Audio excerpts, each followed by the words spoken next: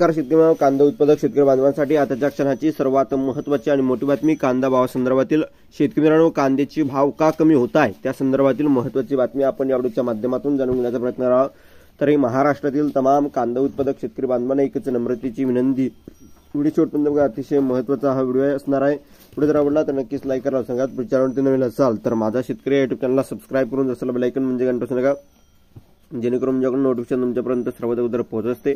काय त्या संदर्भातील महत्त्वाची आणि मोठी बातमी, कांदा भाव संदर्भातील कांद्याचे भाव का कमी होणार त्या संदर्भातील महत्त्वाची अपडेट आहे आणि कशामुळे कमी झालेले ते बघणार आहोत। बघू शकता कांदा का रडतोय, कधी शेतकऱ्यांना तर कधी गृहिणींना। बघू शकता एकंदरीत शेतकरी मित्रांनो गेल्या 15 दिवसापासून कांद्याच्या भावात निम्म्यापेक्षा अधिक घट झाली आहे, त्यामुळे शेतकऱ्यांच्या तोंडचे पाणी पळाले आहे। कांद्याचे भाव मुख्यत्वे आयात निर्यात धोरणामुळे अवलंबून असतात। देशातील कांदा उत्पादन हे देशांतर्गत गरजेपेक्षा जवळपास दुप्पट झाले आहे, म्हणून कायमस्वरूपी निर्यात चालू असली तरच शेतकऱ्यांना योग्य भाव मिळू शकतो।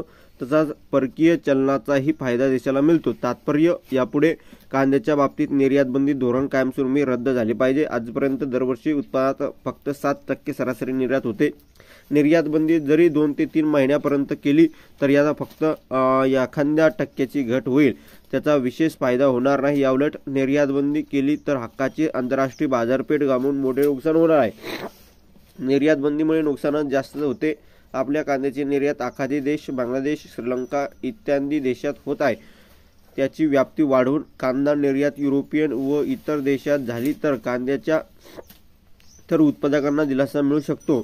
जेथे कच्चा कांदा निर्यातीस मर्यादा आहे तेथे प्रक्रिया केलेला कांदा उदाहरणार्थ पेस्ट, पावडर इत्यादी स्वरूपात निर्यात होईल। या दृष्टीने प्रयत्न होणे गरजेचे आहे, त्यामुळे धोरण करून शासन स्तरावर प्रयत्न करणं गरजेचं आहे। 2010 पर्यंत किमान निर्यात मूल्य MEP ही संकल्पना नव्हती, त्यामुळे यापुढे निर्यात बंदी ही धोरणे बदलून देशांतर्गत भागावर आधारित MEP हे एकच धोरण हवे। शेतकऱ्यांना उत्पादन खर्च आधारित रास्त भाव मिळण्यासाठी बाजार समितीत भाव क्विंटलला 2000 रुपये असेपर्यंत निर्यातीला प्रोत्साहन देण्याची MEP 0 असली पाहिजे।